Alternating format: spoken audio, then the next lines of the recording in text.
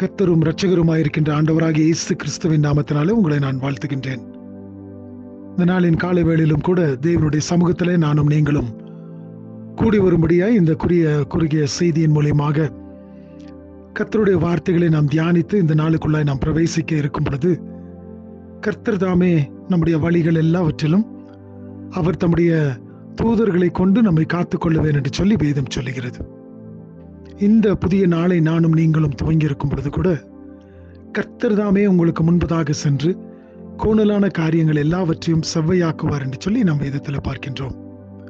அப்படி என்று சொன்னால், இன்றைக்கு நானும் நீங்களும் செல்லக்கூடிய வழிகள் எப்படிப்பட்டதாய் காணப்பட்டாலும் கர்த்தர் தாமே நமக்கு முன்பதாக செல்ல போகின்றார். இந்த ஒரு விசுவாசத்தோடு நம்பிக்கையோடு கூட தானே இந்த நாளின் காலை வேளையை நாம் துவங்க வந்திருக்கின்றோம். கர்த்தர் எனக்கு முன்பதாக செல்வார் என்று சொன்னால் எனக்கு வேற எந்த ஒரு காரியமும் தேவையில்லை. ஏனென்று சொன்னால் கர்த்தரே எனக்கு முன்பதாக சென்று காரியங்களை ஆயத்தம் செய்கின்றவராய், காரியங்களை நடத்தி தருகின்றவராய், காரியங்களுக்கு வேண்டிய வழிகளை எனக்கு காட்டுகின்ற தேவனாக இருக்கின்றார்.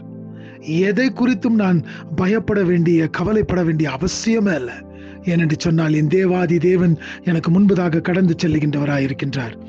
94வது சங்கீதத்தின் 17வது வசனத்தை வாசிக்கின்றேன். Psalm 94:17. கர்த்தர் எனக்கு துணையாய் இராவிட்டால் என் ஆத்துமா சீக்கிரமாக மௌனத்தில் வாசம் பண்ணி இருக்கும். கர்த்தர் எனக்கு துணையாய் இருந்திராவிட்டால், கர்த்தர் இம்மட்டுமாய் எனக்கு துணையாய் இருந்திராவிட்டால் என்னுடைய ஆத்துமா ஏதோ ஒரு விதத்துல எப்படியோ போயிருக்கும் என்று சொல்லி அல்ல, என் ஆத்துமா என்ன இருக்குமா, சீக்கிரமாய் மௌனத்தில வாசம் பண்ணி இருக்குமா. இவ்வளவு நாட்கள் பிடித்திருக்காது, இவ்வளவு நாட்கள் என் ஆத்துமா வாழ்ந்திருக்காது, என்னுடைய ஜீவன் இருந்திருக்காது. கர்த்தர் என்னோடு கூட இருந்தபடியினாலே, கர்த்தர் எனக்கு துணையாய் இருந்தபடியினாலே என் ஆத்துமா இன்றைக்கும் வாழ்கின்றது. என் ஆத்துமா மௌனத்தில் இறங்காதபடிக்கு என் கர்த்தர் காத்துக் கொள்ளுகின்றார். ஒவ்வொரு நிமிஷமும், ஒவ்வொரு க்ஷணமும் தேவன் என்னை காத்து வழி நடத்துகின்றார். அவர்தாமே என்னுடைய ஆத்துமாவை எல்லா விதமான பாதாளத்திற்கும் தப்பித்து விடுதலையாக்குகின்றார்.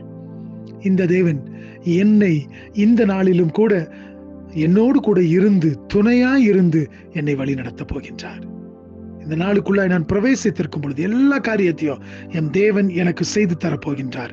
எல்லா காரியத்தையும் என் தேவனாகிய கர்த்தர் என்னோடு கூட இருக்கின்றபடியினாலே நான் அவருடைய துணையை கொண்டு, அவர் துணையாய் இருந்திராவிட்டால் மௌனத்தில் இறங்கியிருப்பேன். ஆனால் என் கர்த்தர் என்னோடு கூட துணையாய் இருக்கின்றபடியினாலே எல்லாவற்றையும் என்னாலே செய்ய முடியும்.